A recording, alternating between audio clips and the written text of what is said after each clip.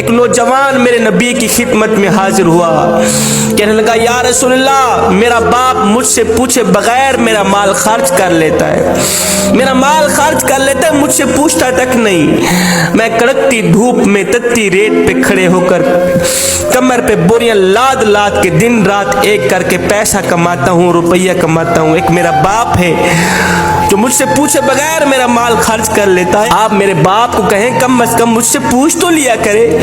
میرے نبی نے فرمایا جاؤ اس کے باپ کو لے کر آؤ۔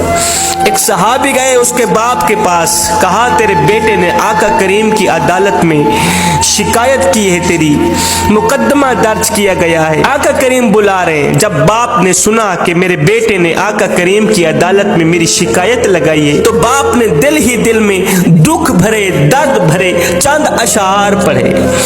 ابھی یہ باپ آقا کریم کی خدمت میں گیا نہیں تھا، ادھر سے حضرت جبریل علیہ السلام حاضر خدمت ہوئے۔ جبریل نے آ کر اللہ کا سلام دیا، کہا یا رسول اللہ، اللہ فرما رہا ہے اس نوجوان کا باپ آ رہا ہے، اس باپ نے دل ہی دل میں دکھ بھرے درد بھرے کچھ اشعار پڑھے، ان کو کہنا پہلے وہ اشعار سنائے، بعد میں اس کے مقدمے کا فیصلہ کیا جائے گا۔ جبریل ادھر گئے، باپ بھی آ گیا۔ میرے نبی نے فرمایا آپ کے مقدمے کا فیصلہ بعد میں کیا جائے گا، پہلے وہ اشعار جو تو نے دل ہی دل میں پڑھے نا وہ سنا ہمیں۔ قبلہ وہ اشعار اتنے دکھ بھرے اشعار تھے، درد بھرے اشعار تھے، میرے کریم نبی سنتے بھی رہے، روتے بھی رہے، آنکھیں چھم چھم برستی رہیں۔ اب اس باپ نے وہ دکھ بھرے اشعار سنائے جس کا ترجمہ یوں تھا، کہنے لگا او میرے بیٹے، جب سے تو پیدا ہوا تھا ہم نے اپنی ذات کے لیے جینا چھوڑ دیا، تو گود میں تھا میں اس وقت بھی تیرے لیے پریشان تھا اور میں آج بھی تیرے لیے پریشان ہوں۔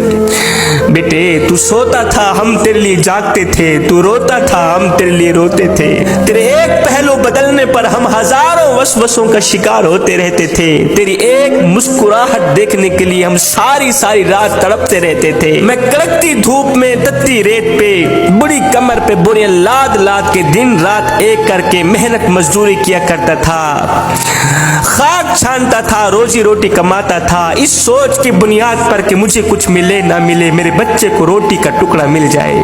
میں دن رات محنت مزدوری کرتا تھا کہ میرے بچے کے چہرے پر مسکراہٹ آ جائے، چاہے میرے آنسوں کے سمندر کیوں نہ اکٹھے ہو جائیں۔ بیٹے جب تو بیمار ہوتا تھا تو ہم ساری ساری رات تیرے لیے تڑپتے رہتے تھے، تیرے ایک پہلو بدلنے پر ہم ہزاروں وسوسوں کا شکار ہوتے رہتے تھے، جب تجھے بخار آتا ہم ساری ساری رات تیرے سرانے پہ بیٹھے رہتے، ہمیں یہ خطرہ ہوتا کہ کہیں ہمارے بچے کی جان بھی نہ نکل جائے۔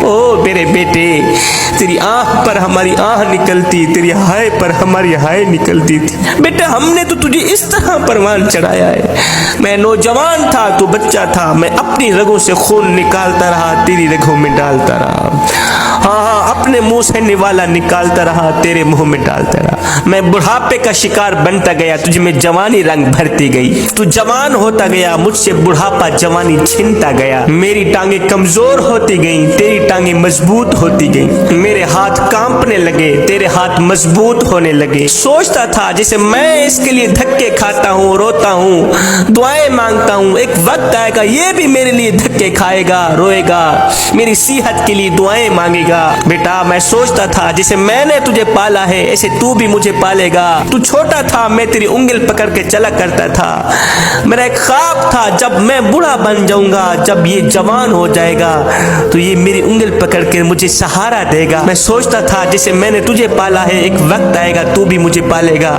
لیکن بیٹے تیرا لہجہ بدل گیا، تیری آنکھ بدل گئی، تیرے تیور بدل گئے، تو ایک دم مجھے گور کے دیکھنے لگا، تیری آنکھیں ماتھے پہ چڑھ گئی، تو مجھے یوں سمجھنے لگا جیسے میں تیرا نوکر ہوں، تو مجھے یوں سمجھنے لگا جیسے میں تیرا زر خریدا غلام ہوں۔ بیٹے جب سے تو نے مجھے نوکر سمجھا، جب تو نے مجھے زر خریدا غلام سمجھا تو میں نے اپنی 30 سالہ زندگی کو جھٹلا کے رکھ دیا، یہ کہتے ہوئے کہ ہاں میں باپ نہیں میں نوکر ہوں، میں زر خریدا تیرا غلام ہوں، میں غلام تو مالک، میں نوکر تو آقا۔ بیٹے یہ تو بھول گیا کہ میں نے تجھے کس طرح پالا ہے، تیرے لیے कितना जागा, कितना रोया, तूने मेरी रातों के तड़पने को भुला दिया। चल बेटे, आज मैंने तेरी खातिर अपनी खुशियों को दफन कर दिया। बेटे, आज तू मेरे साथ वो सुलूक कर रहा है जो कि इतना आका अपने नौकर से भी नहीं करता। बेटे, अगर तूने मुझे बेटा बनकर नहीं दिखा सका, अगर तू मुझे बाप का मकाम नहीं दे सका,